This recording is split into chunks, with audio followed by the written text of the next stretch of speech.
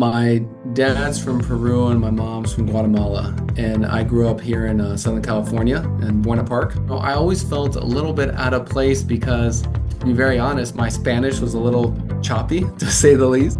And I always felt, whenever I was around a lot of Spanish speakers, they were so much better at it than I was, so I felt a little out of place sometimes. But when I started working for PepsiCo and specifically Frito-Lay, we were doing some Hispanic Heritage Month items, and I remember there was an event where I was going to talk a little bit about my experience. So I was very honest with, how I felt. Sometimes I feel a little out of place, and sometimes I feel, my Spanish isn't good enough. One thing I learned about Hispanic Heritage Month was there's different versions of it for everybody. There's different ways that we have all interpreted and been Hispanic together.